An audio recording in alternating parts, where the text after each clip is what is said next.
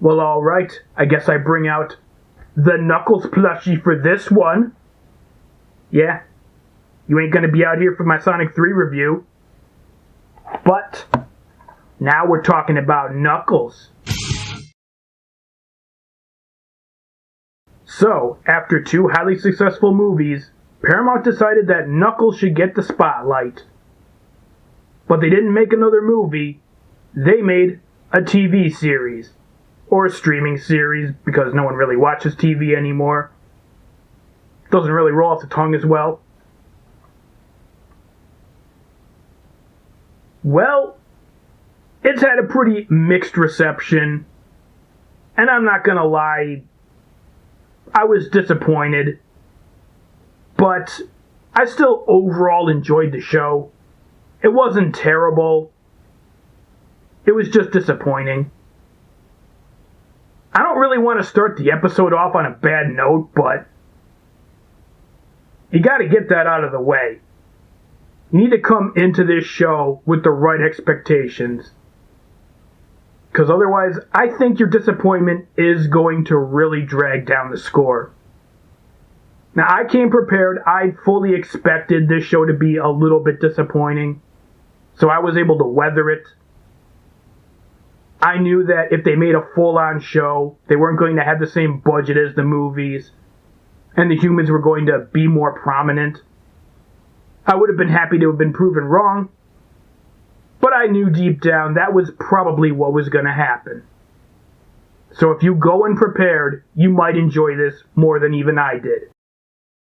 Which might sound crazy to you, because I was one of the few people who said that the original Sonic the Hedgehog movie looked like it had some promise. Once they did the redesign, at least. I went into the second one totally pumped, but I did not have anywhere near the same enthusiasm for the Knuckles show. I did not expect it to be anywhere on the level of the movies. That's normally what happens when you have a TV show based on a movie. Now, there has been a made-for-TV series that was based on a major Hollywood film that I actually really liked. But I still had to come to terms with the fact that it was painfully low budget. But that's just the nature of the beast when you have a TV show. Making a movie and making an entire series are two completely different balls of wax. Even if a TV show has a comparable budget to a movie on paper, the TV show is much longer than a movie, so the budget has to stretch a lot further. In most cases, you're filming at least 2 feature-length movies for the price of one, if not more. Now, as I said before, I came into the show ready for this. It's a lower budget, so I wasn't expecting this to be anywhere near as good as the movie. So I came in prepared. Or so I thought. I have to admit, this actually turned out a little bit worse than I expected. I said this way back in the original Sonic the Hedgehog review. I was worried that the movie was going to be overly focused on the humans. This being Paramount, I was totally expecting them to go the Transformers route. But I was pleasantly surprised to find out that wasn't the case. That is not the case here, though. And that is the biggest downfall of the Knuckles show. Unlike the movies, Knuckles is not really the main character. Even though the show is called Knuckles, he's not really the main character. Wade Whipple is the main character. He gets more screen time, he gets more character development, he gets more focus. Although the overall premise of the show is that Knuckles is taking Wade Whipple under his wing and tutoring him into becoming a warrior, or at least a real man. Fact is, that's more of a background thing. The real meat and potatoes of Wade's arc is him coming to terms with his father. And I gotta say that the material itself isn't really that bad. There is some genuinely good writing here. After all, it was largely written by the same people who did the movies. Knuckles and Wade definitely do get some moments that are comparable to Tom and Sonic from the movies. There's just not as many. And frankly, not enough. Simply put, there just isn't enough Knuckles in the Knuckles show. Or even source material in general. Sure, there's more in here than there was in the original movie, but with the extended runtime, it doesn't all wash out in the end. They bring in the brand new character of Pachacamac, but he's only got a few minutes of runtime over the course of 2 different episodes. The use of the Flames of Disaster is a little bit interesting. Sonic and Tails are only briefly in the show, which is to be expected. It is called The Knuckles Show after all. But still, that doesn't mean that they couldn't have appeared more in The Knuckles Show. I mean, hell, how awesome would it have been if Knuckles had decided to train Tails? The kid's got some self-esteem issues. He totally idolizes Sonic and wants to become a hero like him. I would have loved to watch that story. Now, I do gotta say that while I never cared for Wade in the movies, I never hated him either. I just found him to be a background comic relief character, and that's all he really should be. Although I will say that this show does give me a little bit more respect for him. I think the actor is Adam Pally. He's got good chemistry. Okay, so like my movie reviews, there will be spoilers in here, so if you haven't seen it and you don't want to be spoiled, I'll give you the spoiler-free version right now. I think you should see it if you like the movies. I think you should make up your own mind. You don't really have anything to lose. It's only 3 hours long, and it doesn't really cost any more than a movie. I got the DVD set for like $13, $14. I didn't see a Blu-ray copy. Then you have what you would call the main antagonists of the series. I put that in air quotes because they only appear in 4 out of 6 episodes, and they're completely absent for the other 2. Oh yes, to clarify, the agents appear in 4 different episodes, but the buyer only appears in 2, I believe. The characters themselves are completely original to the show, but they do have basis in the lore. They're GUN, or gun agents, and one of them even worked directly for Robotnik.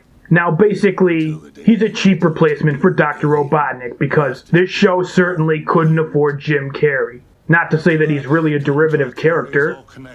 He's actually a bit interesting. It's pretty cool to see the fallout of Robotnik going completely off the reservation in the first movie and almost causing an international incident, although I doubt anyone was able to identify him. But since he doesn't get much screen time, he's woefully underdeveloped. Same goes for the other corrupt gun agents, who also largely do double duty as comic relief. Kid Cudi in particular is totally hamming it up and having fun. Kid Cudi in particular is a little too much for me, but I actually liked them a lot better when they were being kind of the comically serious and professional. I spent years doing bare-knuckle cave matches and backyard brawls. And while on the subject of undeveloped plots, they even repeat the whole fugitive aspect from the first movie, which again goes completely unaddressed for the rest of the series, being that Wade ends up participating in a bowling tournament that is nationally televised. But hey, the show is aimed at kids and I'm just an adult thinking too hard. It does have slightly more relevance because a few people actually do try to capture Wade, but the new bounty hunters are completely superfluous when you already had 2 established villains who could be chasing them down. Not to mention the fact that Knuckles is just casually walking around in public, and not many people seem to notice him, let alone find him strange. Do they just fail to notice him because he's so short? Now alright, let's switch gears and go positive for a while. To start off, the CGI in this show is really damn good. It's very much on par with the movies. I remember thinking during the initial trailers that some of it looked cheap, but I didn't really notice that in the actual show itself. Maybe the trailer had some unfinished effects, or maybe it was just more obvious being shown alongside better effects. Now, there could actually be an explanation for that. I would imagine that a lot of this animation is probably directly recycled from the movies, being that the show was also made by Paramount and handled by the very same team that did the movies. So obviously, they've got all the animation. You might call it asset recycling. So it's possible that the fully original animation might not be on the same level as the movies. And to go further on that, many of the people who worked on the show also worked on the movies. The director did, some cinematographers did, you had the writer, and of course the animators, maybe some others, but I can't figure out all the names. I don't know if any composers returned. Junkie XL certainly did not. I'm gonna guess no because I honestly don't even remember any of the original music from the series. I remember the licensed songs, but I don't remember any original compositions. To be honest, I guess it's about on par with the movies. Once again, there's no game music featured. And hey, it does have some sound effects, although they seem to be the 8-bit ones. So as a result, a lot of the series does feel just like the movies. You've got the same look, you've got a lot of the same humor, the same charm, and overall the quality. And there was also a major improvement in one area. The action sequences are longer and more elaborate than anything we got in the movies. Now that was my biggest complaint about the movies. I was really hoping we'd get some lower grade Marvel set pieces, but we didn't really. The movie sequences are very stop and go. Not a whole lot really happens in them if you count up the individual actions. Typically someone would do an attack, then they'd have some banter, or it would cut away to something else entirely. Then someone would make another attack, and it would repeat. But in Knuckles, you've actually got scenes that go on for far longer, where Knuckles is jumping around, beating up on guys, or taking hits. And while sure they're still not Marvel-level spectacles, it is a massive improvement, and I hope Sonic 3 follows up on it. I also wish this series had more action, but I'll get to that. So while I came into the movies optimistic, and I came into this one prepared for disappointment, I'm not worried about Sonic 3. I don't think they're going to make the same mistakes. And speaking of Sonic 3, it's interesting to note that this series was more PG-13 than the previous movies. Got a few more adult-oriented jokes. There were at least several dams and hells. There's a pissed. I think there's even an ass or two. Also, several characters have very low prospects for survival. Knuckles may or may not have killed the buyer. We may never know. I would say that overall the writing is decent at least, but it is inconsistent, owing to the fact that as a TV show, different episodes are largely written by different people. And there is a pretty wide discrepancy. I'll just walk you through every episode here. The first episode is great. It is by far the best of the bunch. I don't think anyone is going to dispute that. It's the only episode where Sonic and Tails make any appearances. Unsurprisingly, the episode was directed by Jeff Fowler himself and written by John Whittingham, who wrote the second movie at least. So naturally, this episode feels just like the movies. The humor is all there, the charm is all there, everything feels perfectly on point. The Knuckles scenes are just pure gold in this episode. It has the best action sequence. I'm sure it's also got the highest budget. If I had to guess, Paramount probably tried to lead with their best material, so this probably cannibalized a good deal of the budget for the rest of the show. And best of all, this episode is actually focused on Knuckles. It will never happen again. The second episode is also good. It's definitely nowhere near as good as the first, but it's still good. And here is where the show starts to shift away from Knuckles to Wade. Well, you could say this is a redo of the wedding sequence from the second movie, extended greatly. And the show is all about Wade being goofy. Why'd they do the scene like this? Why didn't they just have Wade punch him out with the glove that he's wearing? Of course you chose this song. I didn't like it in Super Mario Bros. I don't like it here. I didn't even like it in Saints Row. Wade Whipple is now the main character, but Knuckles is still very much present. He's captured, but he's present. He gets to interact with the goings-on. While Jeff Fowler himself didn't direct, it was done by someone else from the movies. I believe one of the cinematographers, John Whittingham, wrote this episode as well. Once again, Knuckles is absolutely great in this episode. It's his first day. You've got some good interaction between Knuckles and Wade. Now, the third episode might be a little bit controversial for me to say, but I thought it was a good episode. I did like it. Now, this episode was written by someone else. I don't know if they worked on the movies. I'm not able to look them up on Wikipedia. But the episode is directed by another cinematographer from the movies. There were certainly things I didn't like about the episode. The Wade family dynamic is very hit and miss. Yeah, I admit it. I laughed a few times. It's really stupid, but it's stupid enough to work. Although some of the jokes were purely cathartic, it's just too much at times. I would probably say that I chuckled or cringed in equal measure. His sister is largely insufferable. No, because he doesn't exist. I knew it! You look like you popped out of a 90s video game. Where do I put the quarter? I would totally give this episode a higher grade if Wanda got smacked around by that chain a little bit. She stabbed Wade with a fork, it's only fair. But once again, Knuckles is fully present, and even more so than the previous episode. Once again, Knuckles is completely on point. It actually kind of feels like an episode of Sonic X. Since Knuckles is largely just chilling around the house, talking to people about earthly things. And I really enjoyed Sonic X, so I enjoy this episode. And they were even able to fit some action in at the end, including this really awesome scene in the kitchen, where Knuckles is jumping around, beating up on guys, things are getting smashed. It's the single best scene in the entire show. Then we have episode 4. I don't even know where to start. I don't know if I'd even say this was a bad episode. I'm tempted to say it, but I don't know. I think I have to watch it again.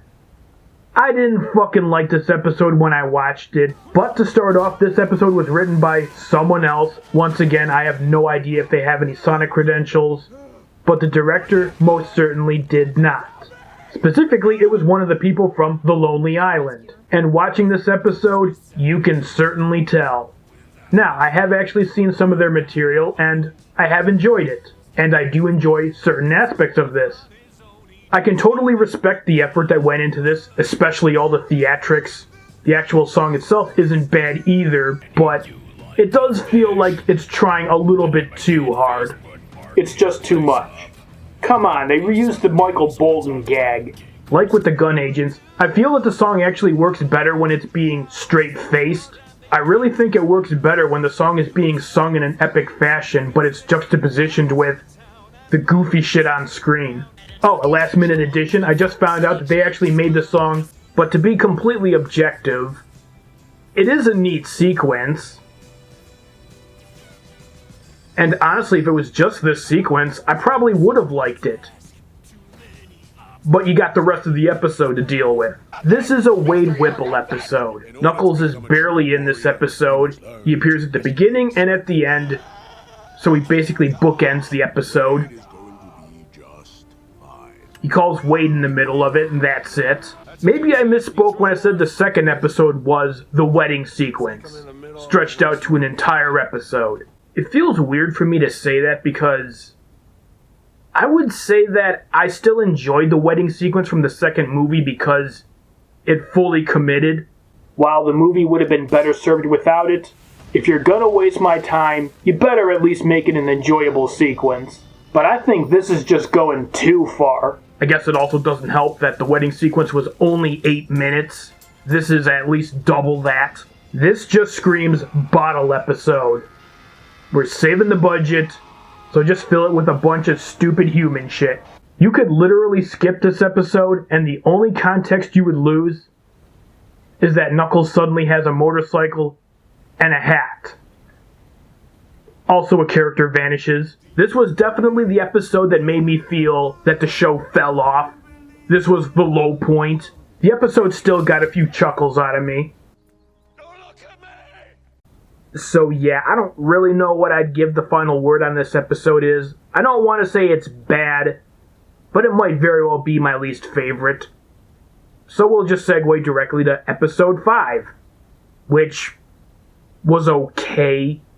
Actually, I'd probably even say it was meh. Not a lot happened. It was pretty boring. It was also very Wade Whipple-centric. I don't know who the director is, but I don't think they're movie adjacent. This episode was written by the same person who did episode 3, and the humor was a lot more on point. Pretty much the whole episode is about the bowling tournament and Wade meeting his father. And I'll say it again, it wasn't entirely bad. The writing was actually decent. This could have worked. It just shouldn't have played such a huge role in the show. This is supposed to be the Knuckles series, goddammit. They at least managed to get the Knuckles side of the plot rolling again. And that leaves us with episode 6, which I guess was okay. I don't know if I'd go so far as to say it was good. I'd really like to, but it was disappointing, I cannot lie. This episode was directed by the same person who did the previous, but it was written by John Whittingham. This episode manages a better blend of Wade and Knuckles material, but it's still more Wade than it is Knuckles. Whittingham's writing does save the episode. What do you know, Wanda redeemed herself. What Knuckles material would get is overall good, just a little bit disappointing. There's a couple action sequences in this episode, but they're not on the level as the first episode. And the finale in particular was a letdown. And Wade Whipple has to participate. Also, the finale is very similar to the finale of the first movie. Knuckles gets defeated. Wade stands up for him and gives him a little bit of a pep talk. Knuckles gets a heroic second wind. He siphons power back off the villain, and then he defeats him. Out of the two sequences we got this episode, I have to say that the fight with the agents was better. I was really holding out hope for the final episode.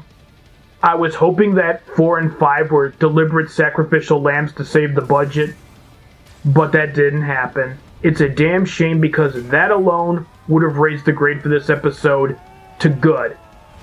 Maybe even great. Now, I don't know who Carol Banker is. I don't know if she had any involvement on the movies, but if someone was going to do double duty, why didn't you just have Jeff Fowler?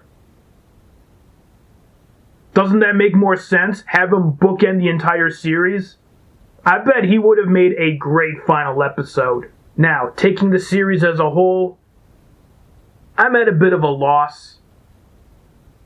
I think the first half of the series was actually pretty damn good. The second half was not so good, though. To be more specific, first episode was great. I think the second and third were good. Fourth episode was... I don't even fucking know. Fifth episode was meh. And the sixth episode was... okay. Was... probably only okay. I'd love to say it was good, but I don't know if I could. I guess if I were putting letter grades on the episodes, it would be A, 2 B's, at least 1 C. I don't think I'll give a D to episode 4. I'd probably have to give a C to episode 6, maybe a C+. I don't know if I can give it a B-. I guess if I were to average it all together, it would come out to a C. Now, as I said before, this being a TV show and not a movie, I came with lowered expectations. I was ready for disappointment, but I just have to ask, why did we make a fucking show? Why didn't you just make a movie? It's only 6 episodes that comes out to just under 3 hours. There was a perfectly good premise for a movie here. You could easily edit this show into a much more manageable, more lean, more Knuckles-driven movie of 2 hours or 1.5. It could have been done so easily, but the show decided to just spend so much time. I mean, really, you could make this into a much better story if you just simply took a bunch of parts out. Cut down on the Wade family scenes. You could literally take out a bunch of scenes of Wade's father. You could take out the twist of him being an asshole. Make the breakup a bit more ambiguous. TJ Maxx. Is that the warrior who slayed him? The TJ Maxx joke was really misplaced. What happened to him? He abandoned me. He abandoned my family. Relationships are complex things. They fall apart all the time. I'm not saying what he did was right, but there are 2 sides to every story. How he feels about the mother and how he feels about the kids are not one and the same. Why does Wade's father have his CDs? He didn't bring them just to manipulate his son. Wade wasn't supposed to be at this tournament. His father had no idea he would be here. He obviously held on to them throughout the years. This right here was a good scene. Obviously, something happened between these two. Hey, look, I want to patch things up with Dad, but I understand that you two have a lot of years of history between you. You went through some shit. I won't ask you to forgive him. I wouldn't have minded if it ended on such a bittersweet note. And then you'd have a perfectly good Knuckles the Echidna movie. Seriously, that's all you'd have to do. The overall story wasn't that bad. There actually is some legitimately good material here. For 99% of the time, when Knuckles is on screen, the show is good. The comedy is pure gold. And I mean, hey, it's not too late to do reshoots, Paramount. You've got a largely CGI finale. You can go do some reshoots. If you wanted to go the extra mile, you could do some digital editing. You know, remove the father from view. Maybe insert him tied up on the ground. Re-record some dialogue. Maybe resequence some scenes. Yes, this would result in the subplot being abruptly dropped, but I don't think anyone would be complaining. So, in summary, it was okay. It certainly wasn't great. It wasn't terrible. It wasn't as good as the movies. I wasn't expecting it to, but I was hoping I would be wrong.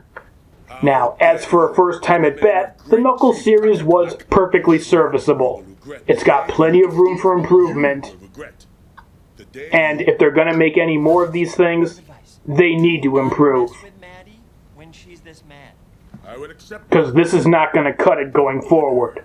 And on that note, there's been a rumor about a Solo Tales movie for Paramount Plus. It's probably just that, a rumor, but I really hope it's true. This does actually make business sense. Colleen O'Shaughnessy by herself doesn't have enough star power for a full-fledged series, or a major Hollywood production. At this point, she's probably best known for being in Sonic 2, so a made-for-Prime movie does make sense.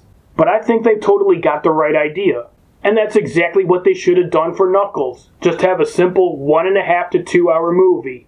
But most importantly of all, I still liked it better than the Super Mario Bros. Movie. Yeah, here I come. Rougher than the rest of them, the best of them, tougher than leather.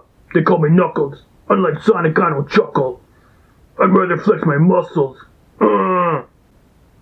They should have got DMX to do the song. Just have him like in the background going, yeah. I just imagine he's doing that whenever I hear the song. You know what season 2 is gonna be called? I have no idea. It's gonna be called Tails, you bitch.